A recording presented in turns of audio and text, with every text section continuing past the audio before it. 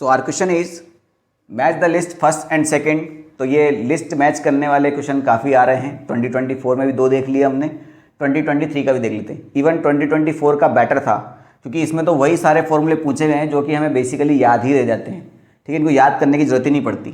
अब देखो spring constant, तो स्प्रिंग आप 2 बार पढ़ लेते हैं, एसएचएम में पढ़ लेते हैं और वहाँ डब्ल्यूपी में पढ़ लेते हैं। तो स्प्रिंग कांस्टेंट का फॉर्मूला क्या होता है बेटा, F इज इक्वल टू के एक्स, यही होता है ना। तो आपसे पूछा स्प्रिंग कांस्टेंट, ये कहता के, तो के इज इक्वल टू क्या हो जाएगा, F divide by x, basic formula है। फोर्स का डायमेंशन आपको रटा हुआ होना चाहिए, ml t-2, और x क्या है, डिस्टेंस ही होता है, इलोंगेशन या कंप्रेशन है तो डिस्टेंस ही। सो L से L कट जाएगा तो इसका डायमेंशन क्या आया, mt⁻², यानी आपका जो स्प्रिंग कांस्टेंट है वो किसका हो जाएगा, डायमेंशन mt-2। ए तो मैच हो गया सेकंड से।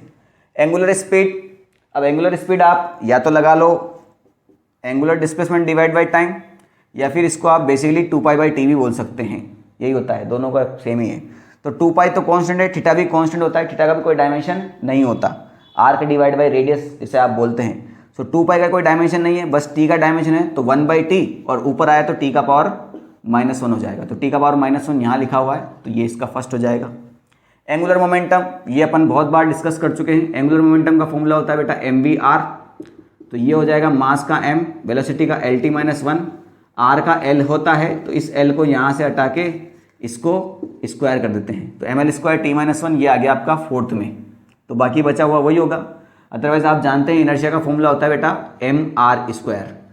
अब जैसे स्पेयर का हुआ, सिलेंडर का हुआ, किसी का भी हुआ, यहाँ कोई ना कोई नंबर आता है आगे, मगर नंबर का तो कोई कॉन्स्टेंट डायमेंशन नहीं होता ना, तो हमें तो बेसिक उसमें वेरिएबल क्या आते हैं वो याद रखने हैं। तो mr² होता है, तो मास का हो गया m, और r होता है डिस्टेंस, तो ये हो जाएगा l²। तो ml² कहाँ दिया हुआ है, थर्ड में। अगर वैसे भी आपने 3 निकाल लिए हैं तो फोर्थ निकालने की कोई ज़रूरत नहीं है। ठीक है।